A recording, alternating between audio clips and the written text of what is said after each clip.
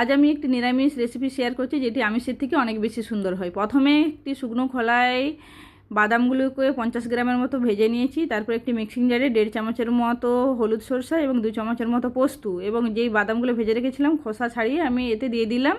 এরপর 2টো কাঁচা লঙ্কা, সবগুলোকে একসাথে মিক্সিং জারে প্রথমে ঘুরিয়ে নেব। তারপর এরকম ভাঙা ভাঙা হয়ে গেলে এর সাথে একটু জল দিয়ে একটা মিহি পেস্ট বানিয়ে নেব। এরপর আমি 150 গ্রামের মতো একদম কচি কুদরি আর 3টে মিডিয়াম সাইজের আলুকে সরু সরু করে কেটে নিয়েছি।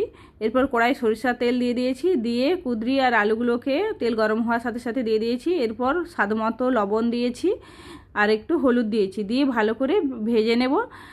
এরপর মোটামুটি 80% সিদ্ধ হয়ে গেছে এবং ভালোভাবে ভাজা হয়ে গেছে। ভাজা হওয়ার পর ওই পেস্টটা দিয়ে দিয়েছি, দিয়ে একটু জল দিয়ে দিয়েছি।